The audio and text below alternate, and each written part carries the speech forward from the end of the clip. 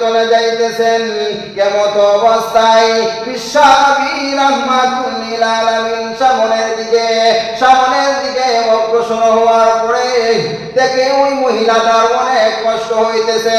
মাথার মধ্যে একটা বোঝা এবং হাতের মধ্যে একটা বোঝা নিয়ে উনা মক্কা থেকে চলে যাইতেছেন। এমত অবস্থায় বিশ্বনবী রাহমাতুল লিল আলামিন ওই মহিলাকে বললেন, মা রে, আপনার মাথার বোঝাটা আমার মাথার উপরে দেন, আর আপনার হাতের বোঝাটা আমার হাতের মধ্যে দেন। দেওয়ার পরে মহিলা এত কষ্টের মাঝে কেমন ভাবে একটা সহযোগিতাকে পেলেন। এমত অবস্থায় আমাদের নবী মুহাম্মদুর রাসূলুল্লাহ সাল্লাল্লাহু আলাইহি ওয়াসাল্লামের উপরে ওই মহিলা অত্যন্ত খুশি হয়ে গেল। এত কষ্টের মাঝে তিনি একজন সহযোগিতা পেলেন। ওই মহিলা আমাদের নবীর উপরে খুশি হয়ে গেলেন আর বলতেছেন যে একজন নবী আবির্ভাব হয়েছে, তার নাম হলো মুহাম্মদ। তিনি আগে ভালো ছিলেন, এখন খারাপ হয়ে গেছে। বিশ্বনবী রাহমাতুল লিল আলামিনের বাবার নাম ধরে, দাদার নাম ধরে, বাবার নাম ধরে এমন ভাবে বিশ্রী ভাষায় গালিগালাজ করে আমাদের নবী তিনি কোনো কথা বলেন না, তিনি কোনো জবাব দেন না। আমাদের নবীকে আল্লাহ রাব্বুল আলামিন ধৈর্যের পাহাড় দিয়েছিলেন।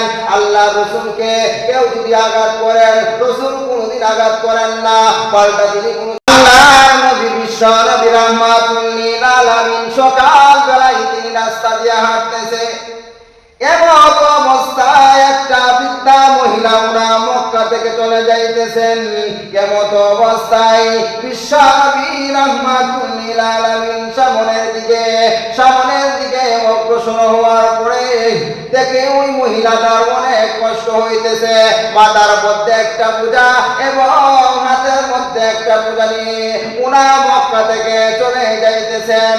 এমত অবস্থায় বিশ্বনবী রাহমাতুল লিল আলামিন ওই মহিলাকে বললেন, মা রে, আপনার মাথার বোঝাটা আমার মাথার উপরে দেন, আর আপনার হাতের বোঝাটা আমার হাতের মধ্যে দেন। দেওয়ার পরে মহিলা এত কষ্টের মাঝে কেমন ভাবে একটা সহযোগিতাকে পেলেন। এমত অবস্থায় আমাদের নবী মুহাম্মদুর রাসূলুল্লাহ সাল্লাল্লাহু আলাইহি ওয়াসাল্লামের উপরে ওই মহিলা অত্যন্ত খুশি হয়ে গেল। এত কষ্টের মাঝে তিনি একজন সহযোগিতা পেলেন। ওই মহিলা আমাদের নবীর উপরে খুশি হয়ে গেলেন আর বলতেছেন যে একজন নবী আবির্ভাব হয়েছে, তার নাম হলো মুহাম্মদ। তিনি আগে ভালো ছিলেন, এখন খারাপ হয়ে গেছে।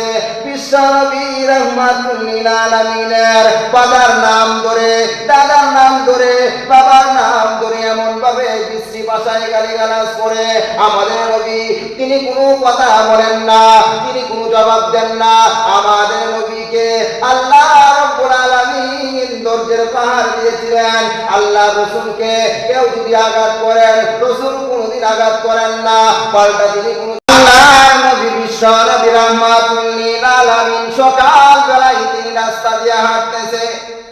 এমত অবস্থায় একটা বৃদ্ধা মহিলা ওনা মক্কা থেকে চলে যাইতেছেন।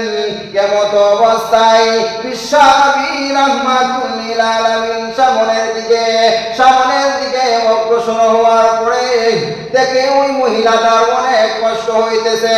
মাথার মধ্যে একটা বোঝা এবং হাতের মধ্যে একটা বোঝা নিয়ে উনা মক্কা থেকে চলে যাইতেছেন। এমত অবস্থায় বিশ্বনবী রাহমাতুল লিল আলামিন ওই মহিলাকে বললেন, মা রে, আপনার মাথার বোঝাটা আমার মাথার উপরে দেন, আর আপনার হাতের বোঝাটা আমার হাতের মধ্যে দেন।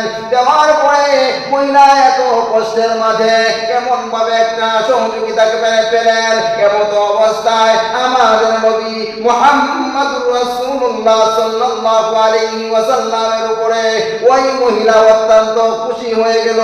এত কষ্টের মাঝে তিনি একজন সহযোগিতা পেলেন।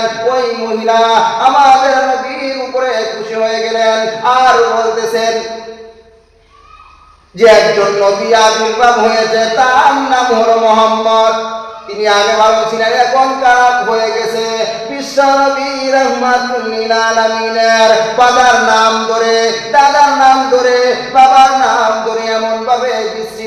গালিগালাজ করে আমাদের নবী তিনি কোনো কথা বলেন না, তিনি কোনো জবাব দেন না। আমাদের নবীকে আল্লাহ রাব্বুল আলামিন ধৈর্যের পাহাড় দিয়েছিলেন। আল্লাহ রাসূলকে কেউ যদি আঘাত করেন, রাসূল কোনোদিন আঘাত করেন না, পাল্টা তিনি কোনো